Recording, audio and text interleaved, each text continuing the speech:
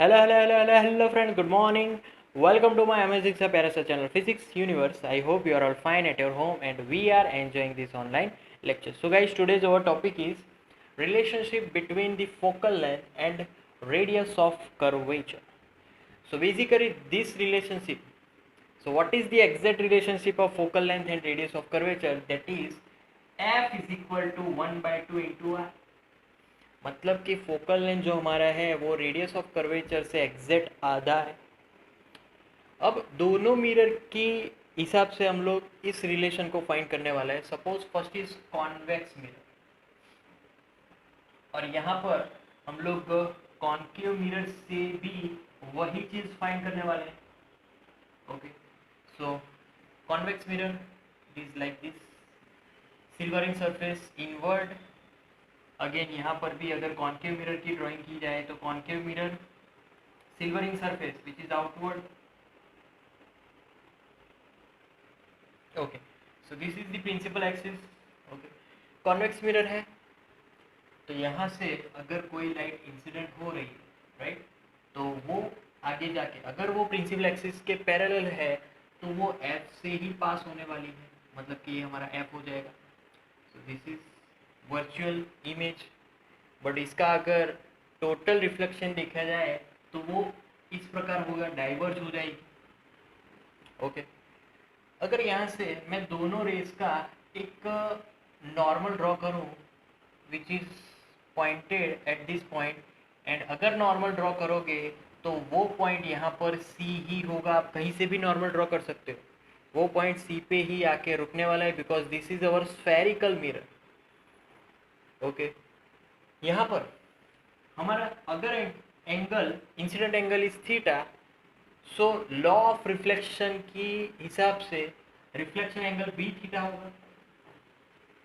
Okay, तो इस हिसाब से ये देखो, ये दोनों एक ही रे है तो ये एंगल भी थीटा हो जाएगा।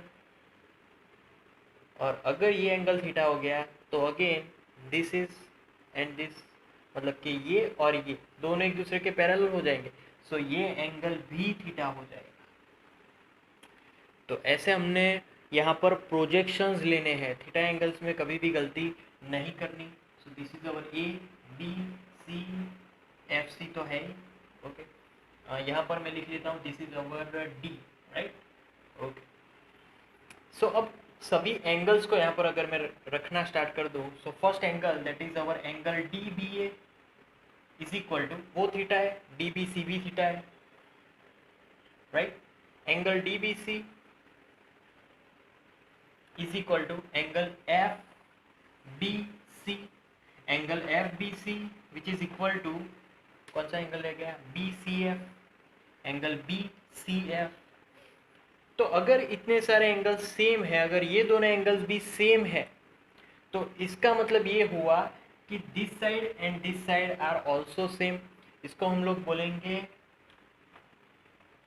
Isosceles, right. सो आइसोसेल्स में जो भी हमारा ट्राइंगल है उसमें जो दो साइड्स है दे आर सेम। तो यहाँ पर मैं लिख सकता हूँ कि भाई B F is equal to F सी।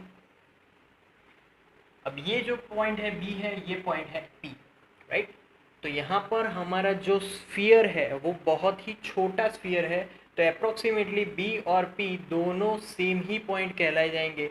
अगर बी एफ सेम है तो पी एफ भी सेम है, मतलब कि B F is equal to P F, that means कि B F C is equal to P F. तो this all sides are same, same हो जाएगी लगभग, क्योंकि बी और पी में इतना डिस्टेंस नहीं है जितना आपको दिखाई दे रहा है, बहुत ही कम डिस्टेंस है इन दोनों में, तो sides are same. So that's why यहाँ पर अगर मैं लिखूँ P F is equal to P C, तो पूरी फॉर्मूला में हो जाएगा P C is equal to P F plus F C. अब from this formula, this two formula, that means F C is equal to P F, मतलब कि P C is equal to P F plus P F फिर से लिख सकता हूँ, right. सो जितने भी साइड्स है अगर उसको हम लोग एक सिंबल दे दें तो P C is our radius of curvature, that is our R. P F that is our focal length, that is our small f, again it is our small f।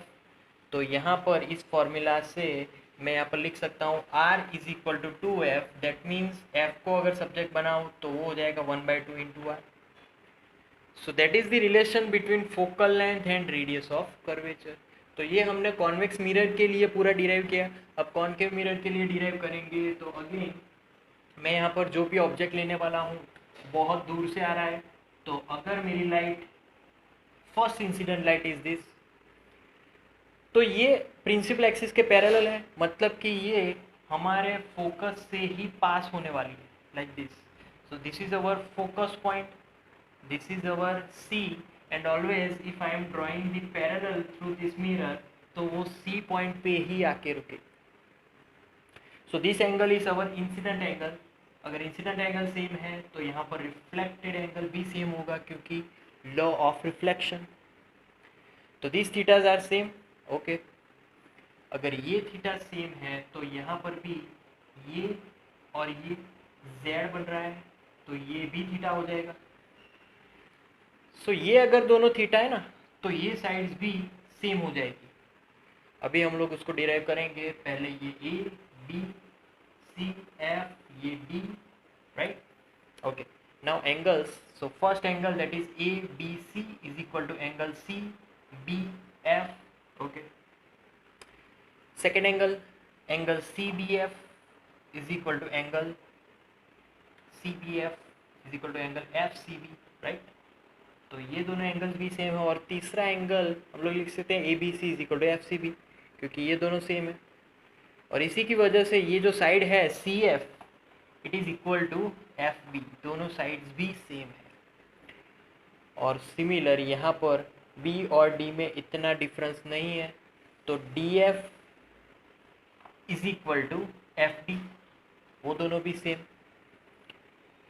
तो B और D में इतना difference नहीं है, इसकी वजह से ये तो मैं लिख सकता हूँ ना कि CF और FD is equal to CD. तो CF plus FD is equal to CD. अब इसको सिंबलाइज करें तो CD that is our radius of curvature, CF और FD दोनों सेम है, तो मैं CF की जगह FD लिखूँ. अगेन यहाँ पर FD दो बार. तो R is equal to FD, मतलब कि हमारा फोकल लेंथ मतलब small f plus small f, मतलब कि R is equal to 2f, that means F is equal to R/2. Hence this formula is proved now. So ये जो हमारे पास formula है वो यूनिवर्सल है सारे मिरर्स के लिए, सारे स्फेरिकल मिरर्स के लिए, right. So that's our topic, relation between focal length और radius of curvature. Thank you so much for viewing my video lectures till the end. That means a lot to me. Please like my videos and subscribe my channel.